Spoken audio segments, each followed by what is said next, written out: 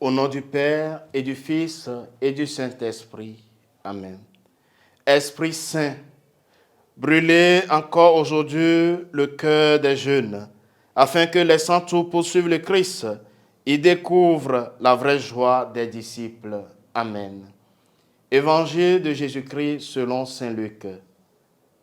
En ce temps-là, Jésus disait à ses disciples, « Je vous le dis, quiconque se sera déclaré pour moi devant les hommes, le Fils de l'homme aussi se déclarera pour lui devant les anges de Dieu. Mais celui qui m'aura renié en face des hommes sera renié à son tour en face des anges de Dieu.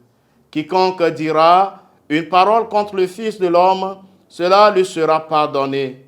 Mais si quelqu'un blasphème contre l'Esprit Saint, cela ne lui sera pas pardonné.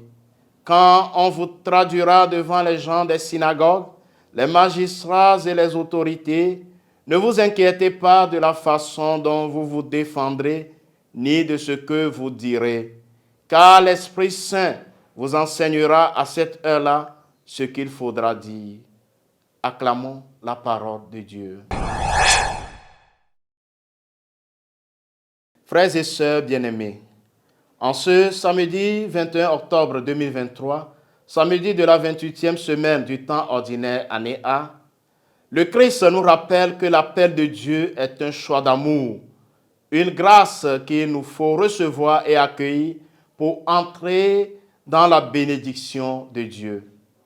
Si quelqu'un blasphème contre l'Esprit Saint, cela ne lui sera pas pardonné. Voilà une phrase qui interpelle.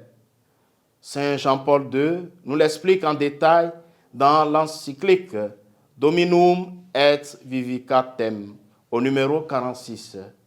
Le blasphème ne consiste pas à proprement parler, à offenser en parole l'Esprit Saint, mais il consiste à refuser de recevoir le salut que Dieu offre à l'homme par l'Esprit Saint en agissant en vertu du sacrifice de la croix. Le blasphème contre l'Esprit Saint consiste précisément dans le refus radical de cette rémission dont il est le dispensateur intime et qui présuppose la conversion véritable qu'il opère dans la conscience. Si Jésus dit que le péché contre l'Esprit Saint ne peut être remis ni en ce monde ni dans l'autre, c'est parce que cette non-rémission est liée comme à sa cause à la non-pénitence, c'est-à-dire au refus radical de se convertir. Le blasphème contre l'Esprit Saint est le péché commis par l'homme qui présume et revendique le droit de persévérer dans le mal, dans le péché, quel qu'il soit, et refuse par là même la rédemption. L'homme reste enfermé dans le péché, rendant donc impossible pour sa part sa conversion et aussi par conséquent la rémission des péchés, qu'il ne juge pas essentielle ni importante pour sa vie.